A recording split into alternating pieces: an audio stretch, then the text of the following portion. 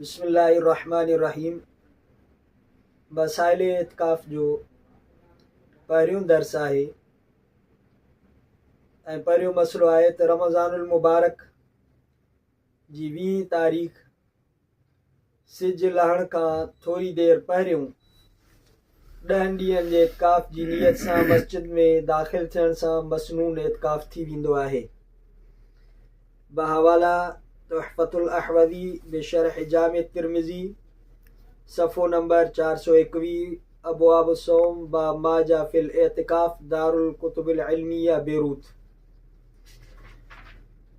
रमज़ान शरीफ जे आख़िरी अशरे में 10 ॾींहंनि खां घटि जी नियत सां जेकर इत्काफ़ कयईं तो मसनून इत्काफ़ न थींदो बल्कि नफ़ली इत्काफ़ थी वेंदो।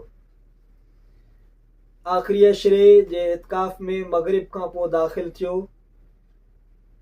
या सिज लही वञण खां पोइ नियत कयईं त इहो मसनून इत्काफ़ न थींदो बल्कि नफ़ली इत्काफ़ थी वेंदो।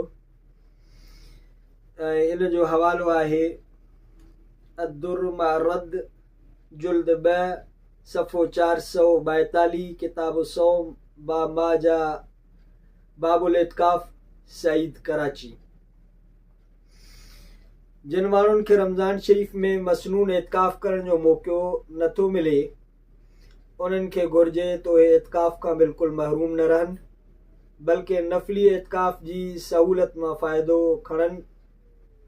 जेतिरा इत्काफ़ करे सघनि था नफ़ली इत्काफ़ कनि। जेकर ज़्यादा ॾींहं नथा करे सघनि त मोकल जे ॾींहुं हिकु ॾींहं जो इत्काफ़ कनि। इहो बि मुमकिन आहे त चंद कलाकनि जो इत्काफ़ कनि। इहो बि नामुमकिन हुजे त घटि में घटि मस्जिद में दाख़िल थियण वक़्तु इहा नियत ज़रूरु कनि जेतिरी देरि मां मस्जिद में रहंदुमि त इत्काफ़ जी हालत में रहंदुमि।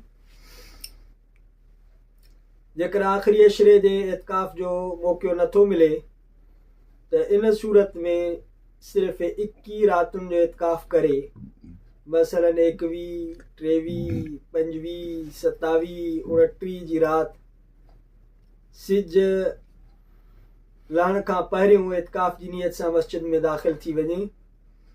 जॾहिं सुबुह थिए त सुबुह जे वक़्तु निकिरी वञे ताकि उन राति में कहीं राति में शब क़दर हूंदी ऐं उहा उनखे हासिल थी वेंदी जेको इत्काफ़ जो असुल मक़सदु आहे ऐं इहो नफ़ली इत्काफ़ थींदो। नबी करीम सल्लल्लाहु अलैहि वसल्लम हमेशा आख़िरी अशरे जो इत्काफ़ फरमाईंदा। हज़रत अब्दुल्लाह बिन उमर रज़ियल्लाहु तआला अन्हुमा खां रिवायत है त नबी करीम सल्लल्लाहु अलैहि वसल्लम रमज़ान जे आख़िरी अशरे जो इत्काफ़ फरमाईंदा हुया। इहा रिवायत सुनन अबू दाऊद किताब सौम बाब ऐन यकूनुल इत्काफ़ जुल्द 1 सफ़ो 334 साइद।